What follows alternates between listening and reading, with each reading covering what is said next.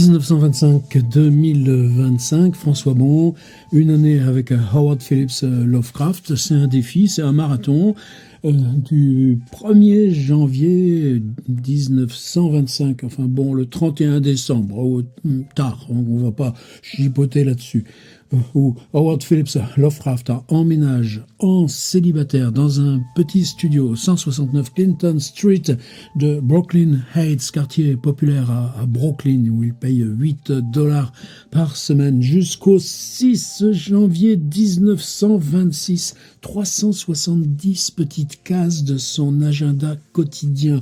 Plus tard, où il quitte New York pour Providence, nous, on décrypte pile à 100 ans près.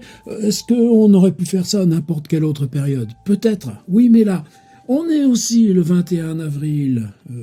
Là, pour eux, ce sera mardi, pour nous, c'est lundi, toujours une journée d'écart, c'est comme ça depuis le début qu'on a commencé au 1er janvier. Oh. Et ce défi, ça apporte quelque chose, les défis, quand ils servent à rien? Mais peut-être justement parce qu'ils servent à rien. C'est quoi la littérature, sinon un monument sur rien?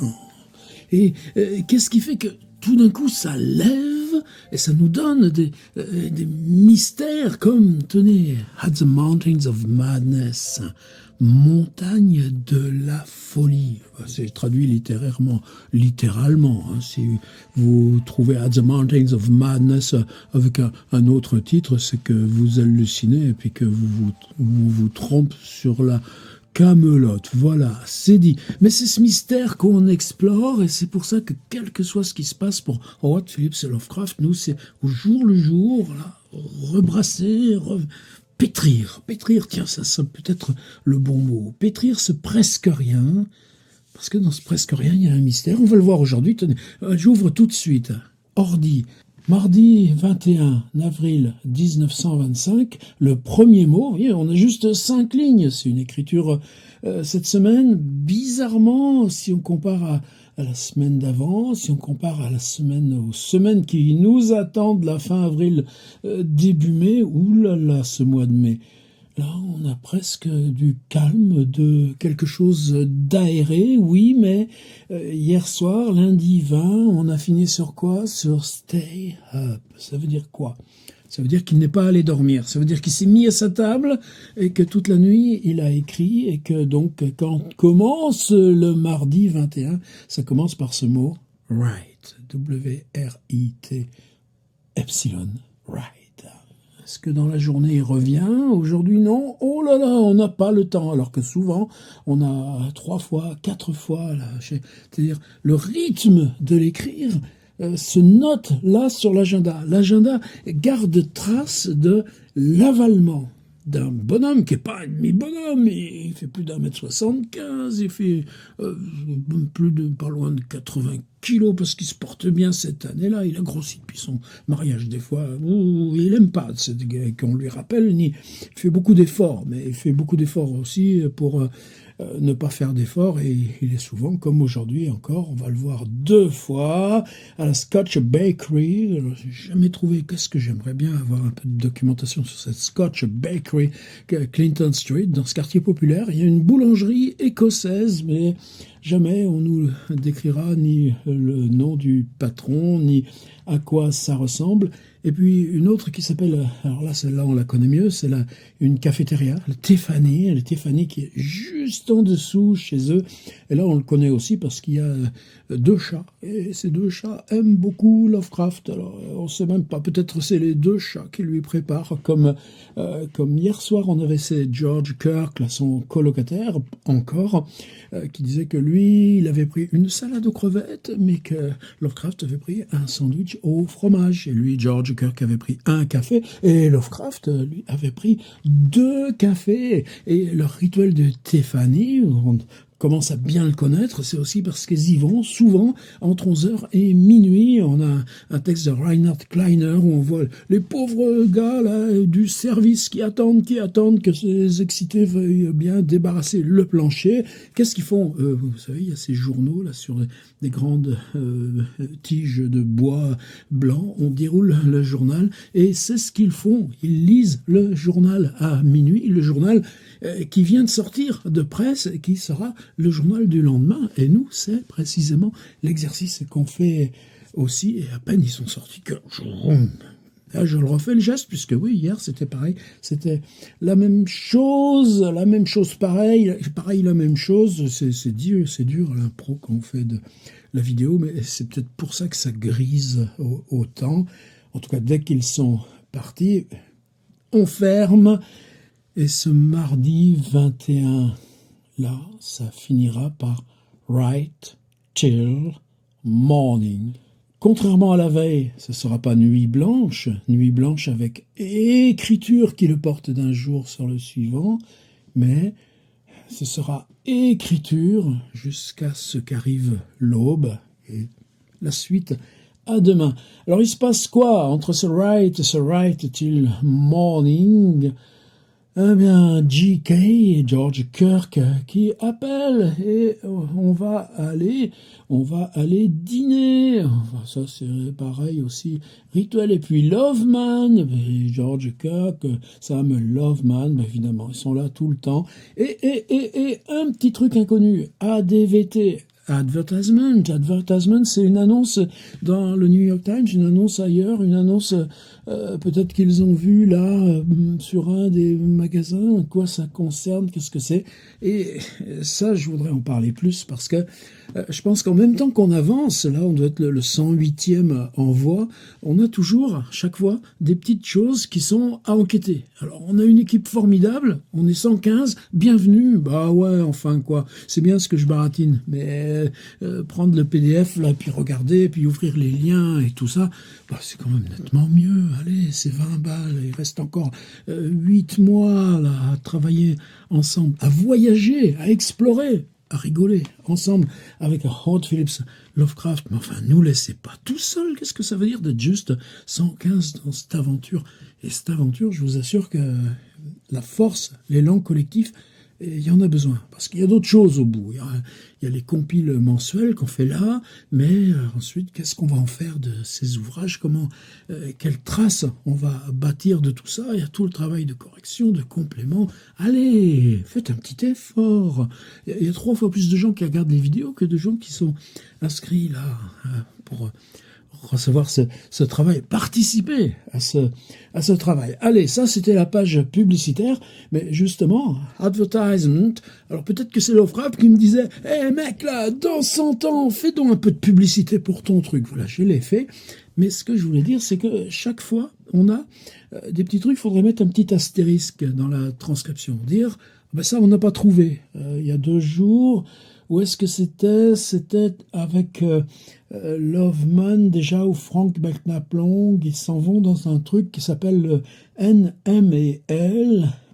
Le NMEL, ils y étaient déjà allés. C'est ici, c'était hier, c'était lundi 20. Ils sont allés au NMEL ou NMTL. Qu'est-ce que ça veut dire? J'ai pas trouvé. Alors que le 28 février, ils étaient déjà partis à cette même adresse. Donc là, petit astérisque, on n'a pas trouvé. Advertisement, certaines fois on a trouvé. Il a fait paraître en août dernier, on en a parlé, reprenez nos petites compiles, une annonce dans le Times au cas où quelqu'un cherche un correcteur, un réviseur. Mais c'était déjà tourné de telle façon que tu te dis surtout pas celui-là. Oh, surtout pas celui-là. Et il avait aussi noté quand dans le supplément littéraire du Times où il y a les offres d'emploi qui concernent principalement aussi la révision de magazines, l'édition, etc. Et il a répondu et on n'a pas eu de suite. Mais là aussi, le carnet laisse trace et quelquefois, on trouve à quoi ça correspond. Là, je vous assure que j'ai regardé longtemps, on va le faire ensemble. Le New York Times, j'ai rien trouvé concernant ce advertisement.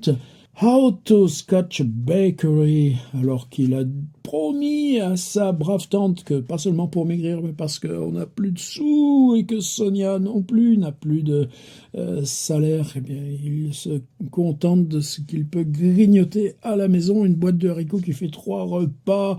Et puis non, il n'arrive pas à s'y tenir. Aujourd'hui, il y aura la Scotch Bakery et il y aura le Tiffany, comme hier avec George Kirk. Il est allé au Johnson's, le petit resto aussi du quartier.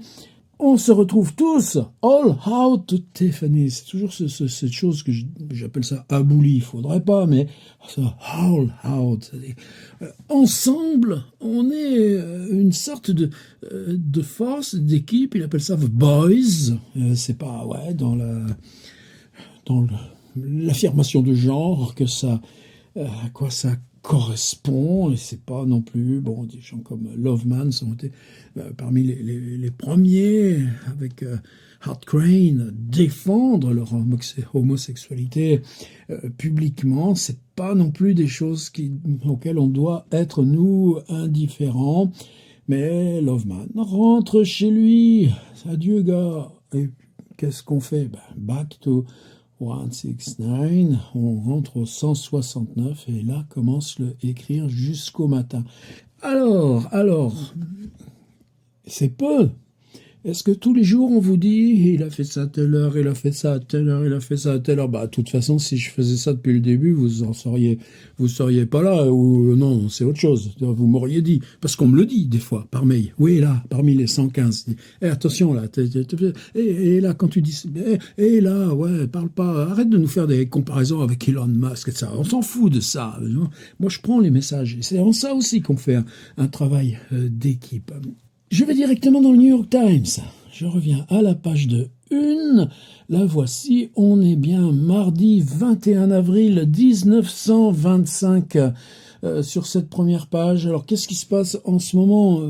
Il y a un très gros durcissement. À mesure que la période de la prohibition va à son terme, ça devient pas une guerre civile, mais Rome, Fleet, Beacon, Treasury, Hassert.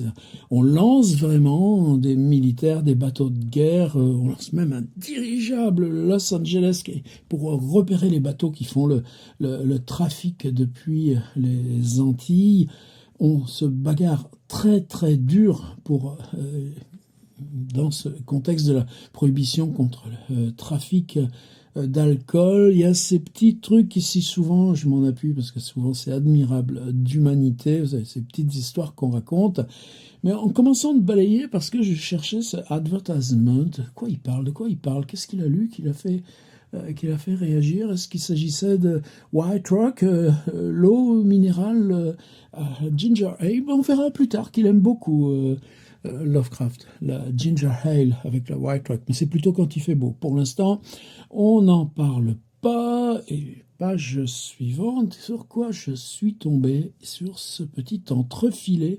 Et quelquefois, il n'en faut pas plus qu'un tout petit entrefilet pour donner le déclic. Ça, tiens, encore Macmillan. Et vous savez qu'ici, je fonctionne avec des marqueurs. Alors, on a toute une suite. C'est-à-dire qu'une fois que quelqu'un arrive là, comme William Beebe, l'explorateur des fonds marins, qui est allé dans les Sargasses, mais qui en ce moment arrive au Galapagos, il y a toutes ces choses aussi techniques concernant la radio. Il y a la grande vedette, mais des gens qui ont l'âge de Lovecraft, aussi bien Beebe que Babe Ruth, cette star-là du baseball. Et c'est comme ça qu'on fabrique notre fresque.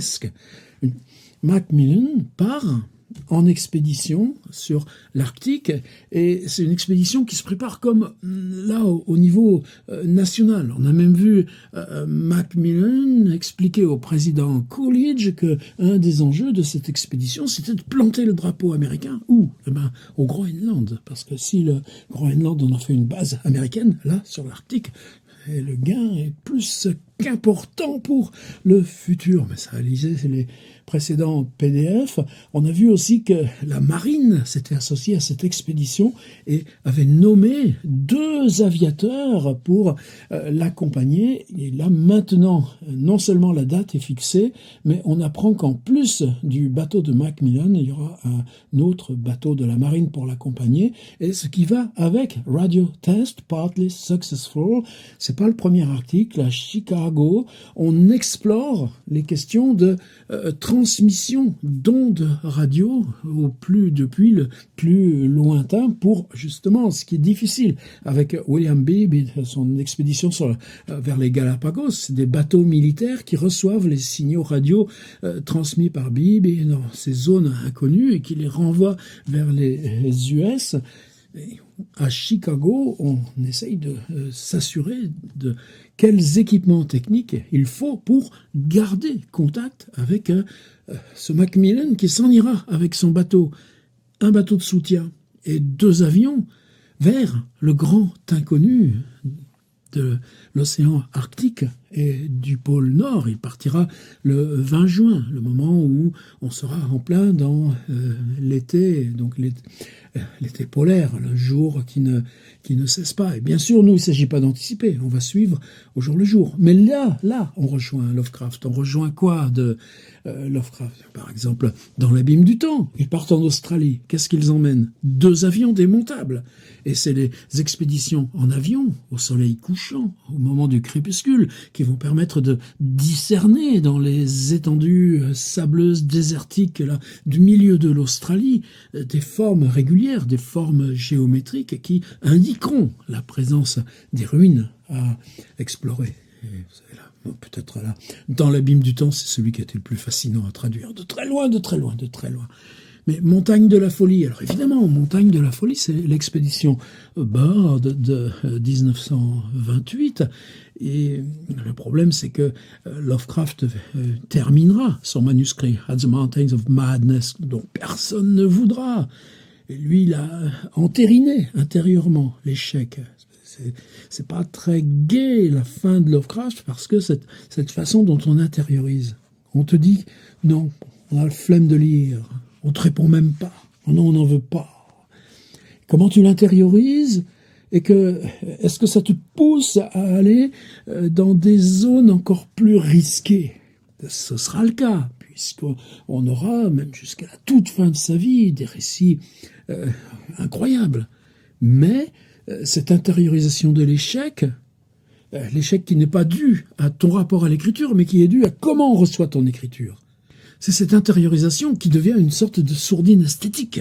Et ça, non seulement c'est dangereux, mais dans des périodes, par exemple, où la question de l'érosion, des ventes, etc., mais je ne veux pas faire de parallèle avec le présent, mais de surproduction éditoriale, fait que ces problématiques de l'intériorisation dans la démarche esthétique, pour ce qui concerne la démarche éditoriale, c'est pas qu'on est sérieusement à s'en occuper, c'est qu'on a un outil qui permet d'en comprendre les rouages et les mécanismes, ou du moins, peut-être pas les comprendre, mais les catégoriser, mais les spécifier. Comment ça fonctionne au jour le jour. Et cette expédition Macmillan, évidemment, là, quand ils sont au Tiffany et qu'ils déballent le journal qui est le journal du lendemain matin, ce genre d'entrefilet, pour eux, c'est hyper précieux. Alors, évidemment, à balayer, il y a toujours des petites choses rigolotes. En ce moment, des petits dessins en marge, ça revient régulièrement. Je pense que c'est le même dessinateur. Oui, parce qu'en avril, il pleut. Ça tombe bien, là aussi, le 20 avril, puisque là, j'enregistre le 20 avril pour le 21 avril à l'aube. Il pleut. Un dessinateur qui fabrique ces petits crobards ici pour la Rogers Speed Company, qui fait des imperméables et des chapeaux qui protègent de la pluie, mais on retrouvera quelques pages plus loin le même dessinateur avec ses petits crobards. Ici, par exemple, ah ben non, c'est toujours la Rogers Speed Company, mais là, c'est pour les chaussures. La chaussure de garçon à partir de $5.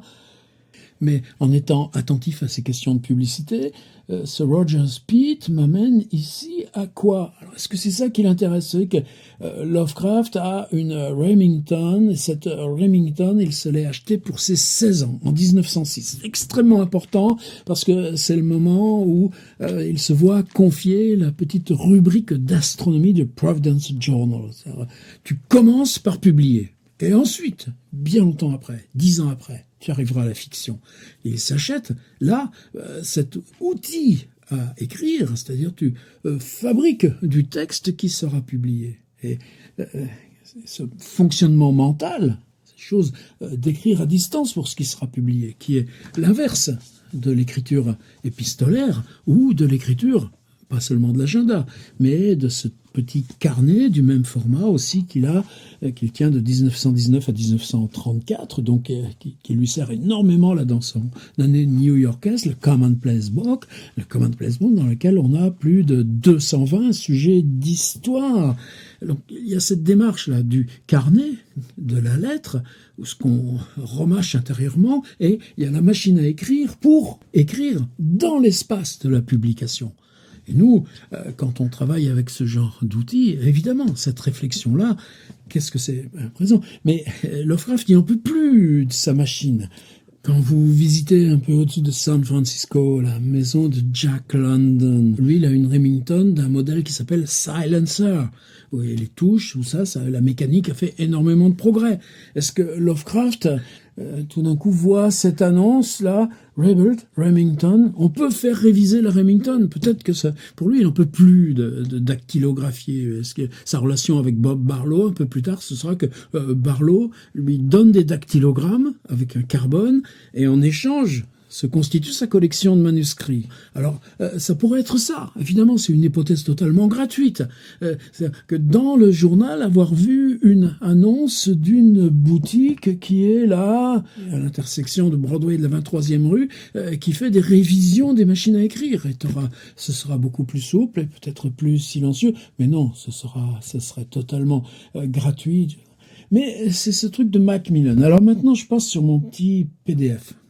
Ce PDF que vous recevez chaque matin dans votre email, si vous avez la générosité de participer à cette expérience dont on est simplement qu'au premier tiers. Alors, comment on avance dans une expérience comme ça, alors que ce qu'on découvre nous redonne des éléments pour corriger les jours précédents? J'étais parti donc sur ce petit entrefilet, le voici, New York Times.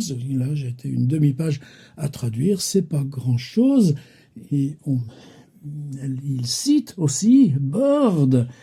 C'est quoi le bateau qu'on associe à Macmillan pour son exploration arctique? Eh bien justement, c'est le bateau du lieutenant Byrd, qui n'est pas amiral, mais qui sera celui de l'expédition antarctique 3 ans plus tard, qui servira d'appui, de documentation à Montagne de la Folie. Sauf que Byrd publiera ses journaux et ses carnets avant que Lovecraft ait pu publier Montagne de la Folie. Donc le statut de la fiction deviendra comme si on avait transporté... Au lieu de la fiction s'écrit avant la publication des carnets de Byrd, mais ensuite les gens quand le livre est publié, ça vient postérieurement au carnet. Le statut fiction, non-fiction, là c'est encore un espace. Et c'est toutes ces questions moi, qui sont importantes et présentes.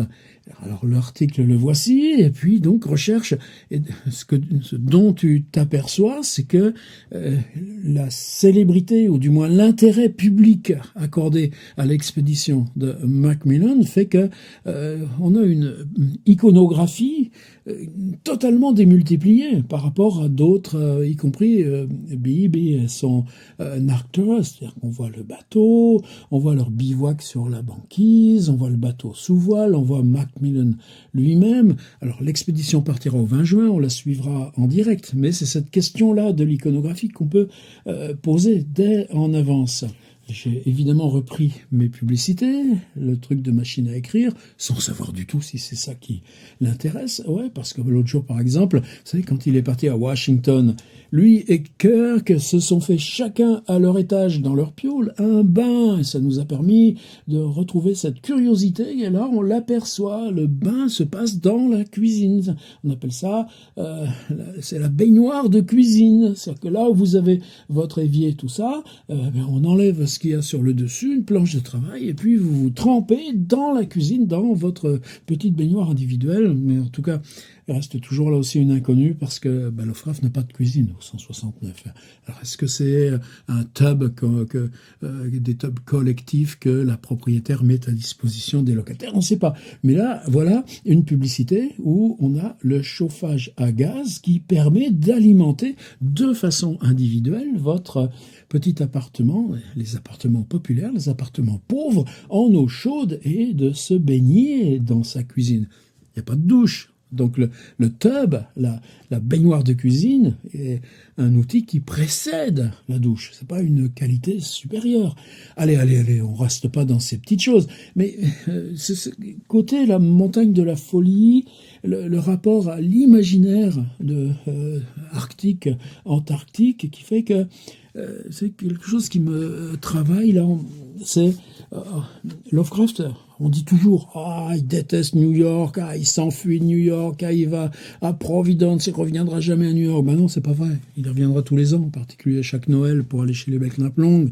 Mais en 1930, il va faire un long séjour tout au mois de mai, et en 1931, il revient là en plein été. Et non seulement en plein été, mais il reviendra à Brooklyn. Il reviendra voir tous les endroits qui étaient les siens en 1925. Et en repartant sur ce séjour-là de 1930, moi, ce que je savais, c'est que dans les lettres à la vieille tante, c'est le moment où il découvre le musée Röhrig. Et Nicolas Röhrig, peintre russe, mais qui vit à New York, c'est celui qui amène à Lovecraft, alors évidemment, les représentations du Tibet, du lointain, mais c'est quelqu'un dont il se sert explicitement, il le cite dans Montagne de la folie, parce qu'il fait des paysages glaciaires, des géométries, des transparences, des ombres, mais des illusions de ville, des illusions de ruines, sculptées à même la glace par l'érosion ou le hasard. Mais Lovecraft fera que non, ce ne sera pas un hasard. Mais explicitement, il cite pour ce que découvrent les aviateurs quand ils passent cette haute barrière et qu'ils découvrent cette zone antarctique inhabitée, c'est les géométries incluses dans la glace qui leur révèlent la possibilité d'entrer là. Et s'ouvre à New York un musée Röhrig, il est 103e rue, plus tard il sera déménagé dans la 107e, et il présente à sa tante Liliane, donc on est dans une lettre qui date du 21 mai 1930, sa visite du musée Röhrig. Et je voulais vous en parler parce que, oui, comment ça se passe, ce qui moi, là, me rend si excitante, l'expérience. Tu parles de Macmillan. De Macmillan, tu vas à Montagne de la Folie, tu reviens à Röhrig. De Röhrig, là, ça nous envoie justement sur cette question d'une relation à New York beaucoup plus complexe et longue et qui ne se défait pas. Est-ce que, quand tu vis à Providence, est-ce que tu vas voir tes amis Clark Ashton Smith en Californie? Est-ce que tu vas voir ton ami Robert Howard au Texas? Est-ce que tu vas voir August Derleth à Madison, Wisconsin? Non! Le rapport à la géographie est totalement différent du nôtre. Le rapport à la géographie s'exprime par la correspondance. La correspondance, vous l'avez, là, tout là-haut. Et encore, il n'y a pas tout. Tout n'est pas encore publié. Mais en 1930, quand il revient un mois, qu'est-ce qu'il retrouve? Les mêmes copains. Et là, qu'est-ce que je trouve? Qu'est-ce qu'il raconte à sa tante, à sa vieille tante? Il lui dit qu'il a pris une chambre au Penn Post Hotel. Et il y a 3 jours, moi, là, dans le journal, on va le retrouver flashback. On était vendredi 17 avril, il y a 4 jours exactement, levé à midi. Pour retrouver John Russell, je pars en bus Penn Post. Alors moi, le premier réflexe, je dirais, tiens, j'ai des trucs à poster, je m'arrête à la Penn Station parce qu'il y a une poste, n'importe quoi. Alors après, j'avais rayé, j'ai dit, non, pourquoi tu dis Penn? Non, mais comment j'aurais su que Penn Post, il s'agit de Penn Post Hotel, et qu'est-ce qu'il nous dit aujourd'hui? Je reviens au PDF. J'ai pris une chambre au Penn Post Hotel. Dans le carnet, il avait dit Penn Post et non pas Penn Post Hotel. Et là, il développe un très modeste établissement que j'avais repéré lors du séjour de mon vieux correspondant John Russell de Clearwater, en Floride, quand il s'est arrêté à New York en 1925 lors de son retour en Angleterre. Et tout d'un coup, dans une petite avalanche de choses rétrospectives. Par exemple, John Russell, je savais qu'il habitait en Floride, évidemment, ça c'était su. Mais dans leur polémique et leur réconciliation, ensuite, Russell et Lovecraft publient ensemble. Ils fabriquent un espèce de coup où Lovecraft publie dans le Providence Journal un texte d'hommage à Providence, et il invite John Russell à faire un éloge de Floride associé à son propre article. En échange de quoi, Russell publie dans le journal de Tampa son propre éloge de la Floride, accompagné de l'éloge de Providence par Lovecraft. Alors moi, je me dis, Russell, il vit à Tampa. Voilà, c'est super chouette, Tampa, j'aime Tampa, etc. Mais à côté de Tampa, juste là, au niveau, là, vous avez Tarpon Springs, Sarasota, là, qui est la ville où Mick Jagger, etc. sont un peu moins en ce moment. Et au milieu, il y a Clearwater. C'est une ville qui a un peu souffert récemment avec les cyclones, mais il nous dit que non, Russell habite, alors évidemment, c'est tout près de Tampa, mais il habite à Clearwater, là, juste. Et Clearwater en 1925, ça doit pas être la station balnéaire que c'est maintenant. Et vous savez que on n'a pas retrouvé la correspondance de Lovecraft à John Russell. Ça veut dire qu'elle n'existait pas? Non, parce qu'il dit de mon vieux correspondant. Donc s'il dit ça en 1930, ça veut dire qu'il continue de s'écrire. Mais moi, par exemple, j'avais gambergé, ça y est, John Russell s'en va, on le raccompagne, il repart en Floride. Non, il repartait en Angleterre. Et c'est pour ça aussi que, est-ce qu'ils se sont recroisés depuis lors? Alors, ça m'étonnait, parce que Lovecraft va faire 2 voyages en Floride, plus un voyage où il traverse la Floride pour aller jusqu'à Mobile. Pourquoi il n'aurait pas rencontré de nouveau son ami Russell? Tout simplement parce que Russell était reparti en Angleterre. Sauf que la correspondance est perdue. Mais donc, rétrospectivement, tu refais là, par l'arbitraire même, oui, c'est chez toi, ça existe déjà. Mais je ne savais pas que tu es là. Voilà, ce tout petit détail. Et au Penn Post Hotel, en 1930, on paye que $1,50 la nuit. Imaginez que nous, aujourd'hui, pour $1,50, on arrive à se paddocker à New York. Voilà, comme ça que ça marche. Et je voudrais finir là-dessus. Là, je me finis. Comment il présenterait à sa tante Liliane? Après un somptueux déjeuner traditionnel, c'est-à-dire que même 5 ans après, Lovecraft est reçu dans la famille Belknap-Long. Le Frank Belknap vit toujours là, il est marié, etc. Il a lui-même des enfants, ils ont une grosse bagnole, et on emmène Lovecraft en vacances, même encore très peu de temps avant, ils sont partis le vendredi, ils ont fait un road trip là, tout le week-end, les 4, Belknap Long et Lovecraft, mais quand son père est dentiste, et c'est dans l'appartement familial, il y a toujours cette tradition de manger chez eux, en 1925 déjà, en 1930 encore, et c'est avec Frank Belknap Long qui s'en va visiter le musée Rory pour voir les peintures Strange and Fantastic. Problème de traduction? Non. Étrange et fantastique. Ok. Représentant des scènes exotiques du Tibet mystérieux qui constituent l'essentiel de sa collection. Je vous ai peut-être déjà mentionné, je ne sais jamais si à la tante Liliane je dois utiliser un tutoiement ou un vouvoiement. Je pense que c'est quand même plutôt le vouvoiement. Je t'ai peut-être déjà mentionné. Il l'appelle ma fille. Alors peut-être que pour lui, le vous est un tutoiement. Ça aussi, c'est des choses dont on peut discuter collectivement. Vous voyez, maintenant, je suis déjà dans le truc où il y a tellement à faire là, dans le débroussaillage jour le jour qu'on doit commencer à se projeter dans qu'est-ce qu'on va en faire après. Et là, il y aura besoin d'un coup de main. Il y en a une là. Il faut que je mette un mail là-dessus. Je dis mentionner à plusieurs reprises mon admiration pour l'œuvre de Nicolas Roerich, cet artiste russe mystique qui a consacré sa vie à l'étude et la représentation des hauts plateaux inconnus de l'Asie centrale, avec leurs vagues suggestions de merveilles et de terreur cosmique. Et là encore, le Lovecraft des récits. Est-ce qu'il est si séparé du Lovecraft du quotidien? Dans le carnet, on a Lovecraft au quotidien, qui n'est pas le Lovecraft de l'œuvre. Mais dans la correspondance, on va d'un bout à l'autre. Par exemple, là, il écrit « Vague suggestions ». Excusez la. Par exemple, là, il écrit « Vague suggestion de cosmic wonder and terror. Là, on est dans le vocabulaire des récits.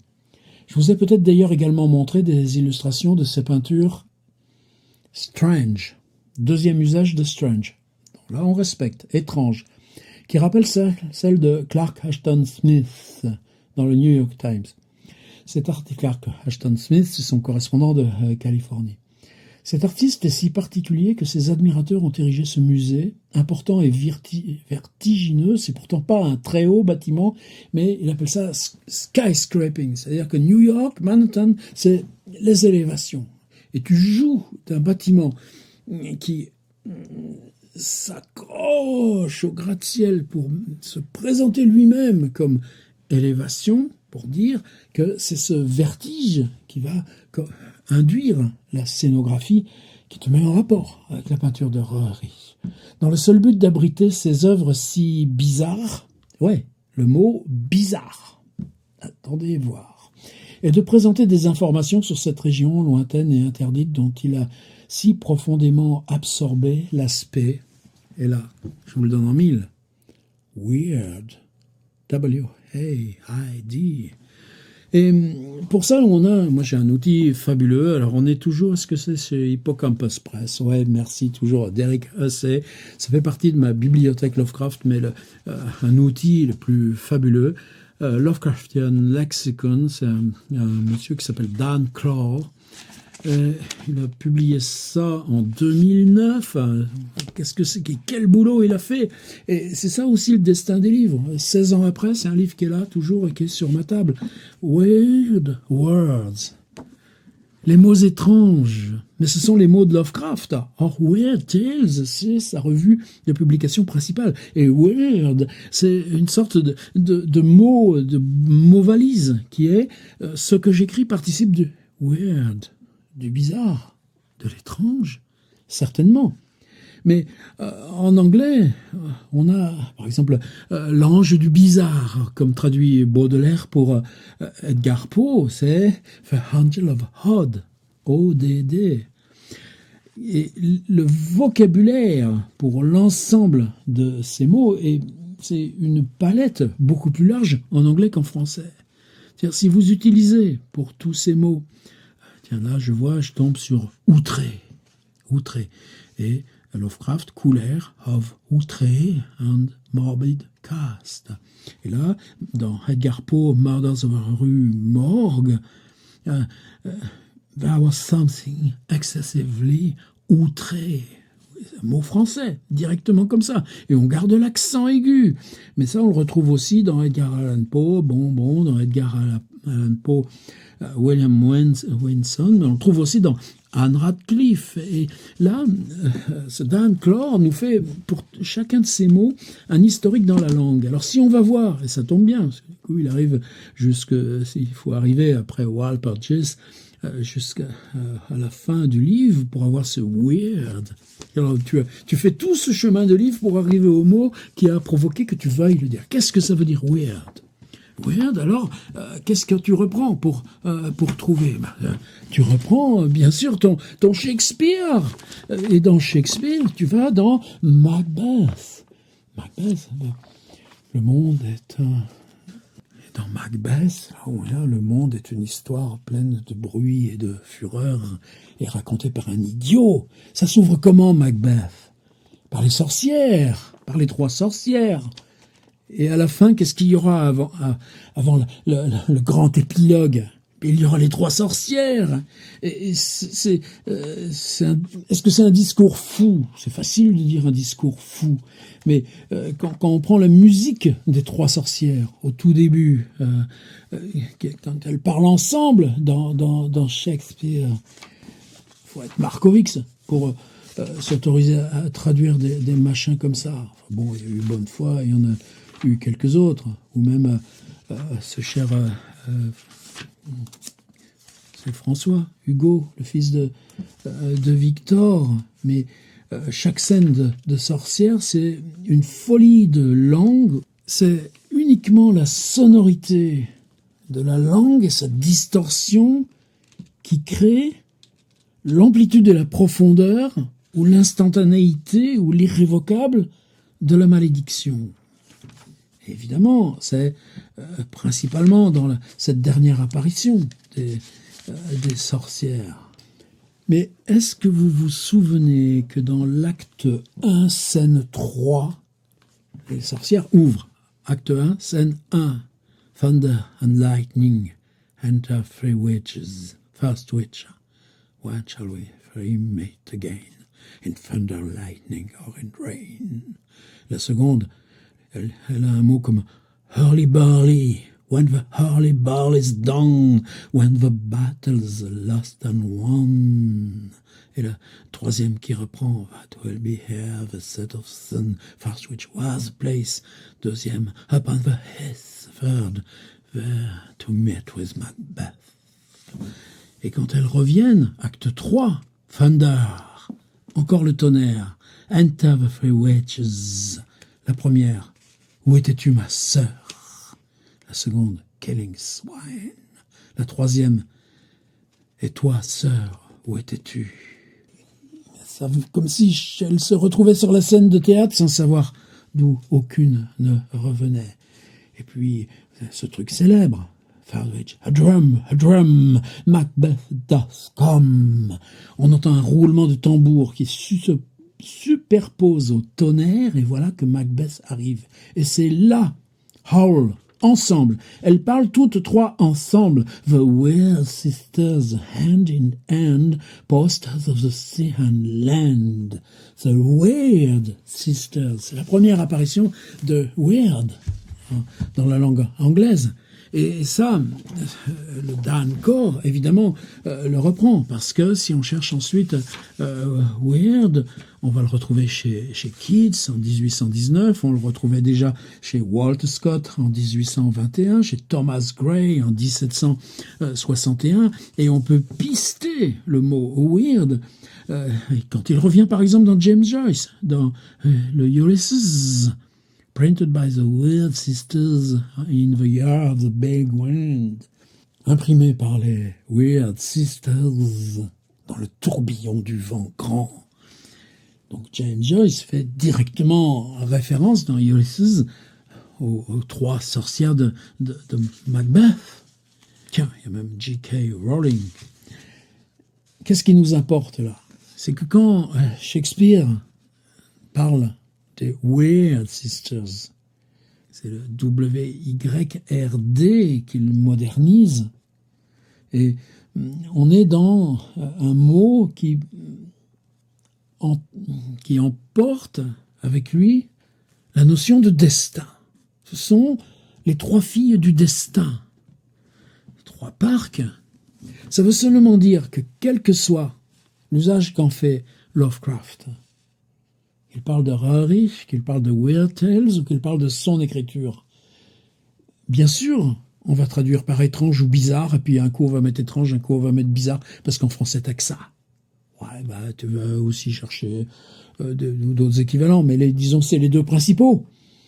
Mais cette notion-là de destin, comment tu l'emportes? Donc voilà, profondément absorbé par l'aspect weird de Rarich, l'âme singulière qu'il a si bien documenté pour le bénéfice du monde occidental. C'est un édifice vaste, il parle du musée. C'est lorsque nous avons découvert la nature extravagante et ésotérique. C'est là où il dit outré and ésotérique. Ce mot outré, si vous le traduisez en français par outré, ben ça marchera pas.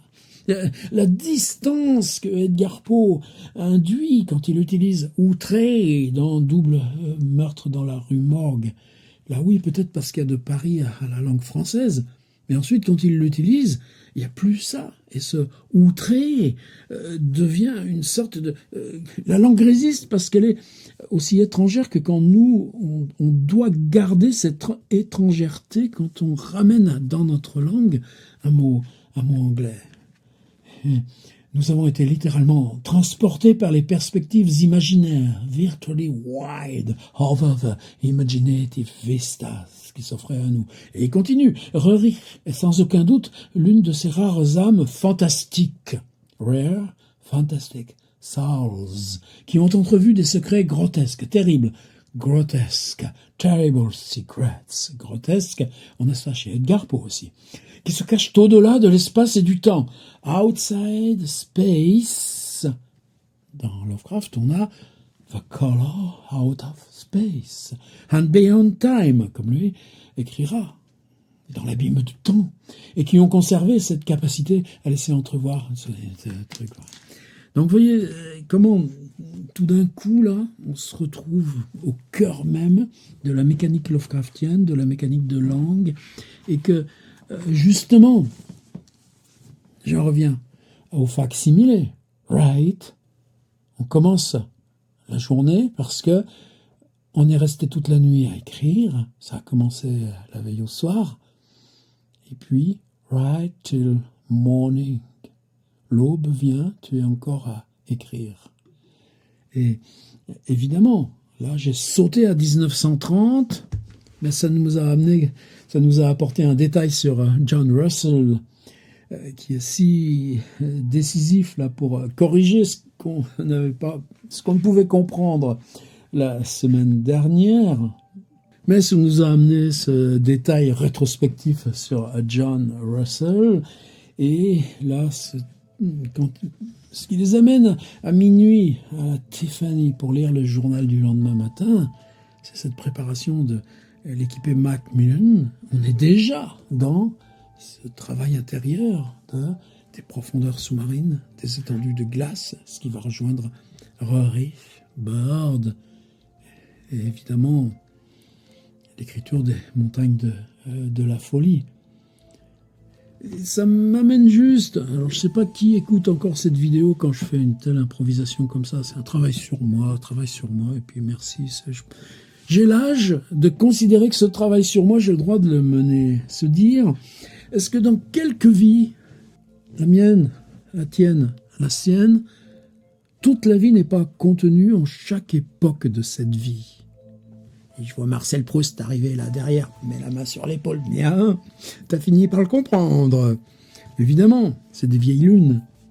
Mais comment pourrait-on supposer qu'il y ait un Lovecraft de 1930 ou de 1935 qui n'est pas le Lovecraft de 1921, et en tout cas qui serait absent de lui-même dans cette année 1925, de cette fusion de Lovecraft et du New York tentaculaire, auquel il restera tant et tant attaché.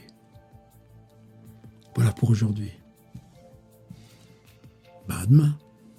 Que je voulais dire d'autre?